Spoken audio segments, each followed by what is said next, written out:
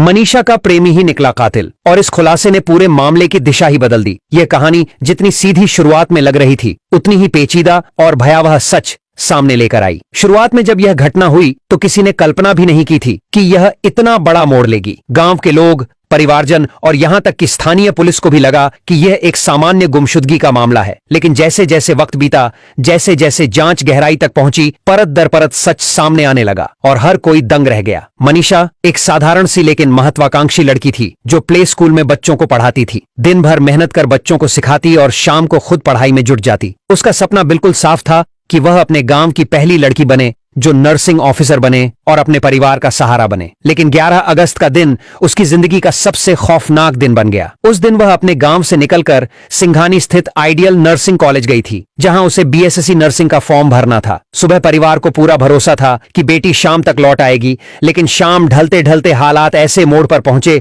जिसने सब कुछ बदल डाला। शाम तक जब मनीषा घर नहीं लौटी तो पिता की चिंता बढ़ती चली गई। उन्होंने आसपास तलाश शुरू की, रिश्तेदारों और दोस्तों को फोन किए, लेकिन कहीं से कोई खबर नहीं मिली। घबराहट में वे खुद कॉलेज पहुंचे और गार्ड से बेटी के बारे में पूछा, लेकिन गार्ड ने सीधा कह दिया कि यह लड़की तो यहां आई ही नहीं थी। पिता ने गार्ड से सीसीटीवी दिखाने की गुजारिश की, लेकिन जवाब मिला कि स्टाफ नहीं है और रिकॉर्डिंग नहीं दिखाई जा सकती। उस वक्त एक बाप की हालत कैसी रही होगी, यह सोचकर भी रोंगटे खड़े हो जाते हैं। इसी बीच शाम 6:26 पर अचानक पिता के फोन पर मनीषा के मोबाइल से 10 सेकंड की घंटी आई और उसके बाद फोन स्विच ऑफ हो गया। यह कॉल पूरे केस की सबसे अहम कड़ी साबित हुई, क्योंकि यह आखिरी बार था जब मनीषा का फोन चालू पाया गया। लेकिन पुलिस ने इस कॉल को भी गंभीरता से नहीं लिया। जब पिता पुलिस थाने पहुंचे और बेटी की गुमशुदगी की शिकायत करनी चाहिए तो पुलिस ने लापरवाही दिखाते हुए कहा कि लड़की 19 साल की है, शायद किसी के साथ घूमने चली गई होगी, 24 घंटे बाद लौट आएगी। उन्होंने एफआईआर दर्ज करने से भी इनकार कर दिया। पिता हाथ जोड़कर बार बार कहते रहे कि उनकी बेटी ऐसा कभी नहीं कर सकती, लेकिन पुलिस के कान पर जूं तक नहीं रेंगी। रात भर परिवार ने गांव वालों के साथ मिलकर चारों ओर तलाश की, लेकिन कहीं कोई सुराग नहीं मिला। अगली सुबह भी निराशा हाथ लगी। अंततः दबाव बढ़ने पर पुलिस ने 12 अगस्त को सुबह 9 बजे के करीब एफआईआर दर्ज की, लेकिन सिर्फ औपचारिकता निभाई। असली जांच का कोई प्रयास नहीं किया। न तो सीसीटीवी फुटेज देखी गई, न ही मोबाइल लोकेशन ट्रेस की गई। 13 अगस्त की सुबह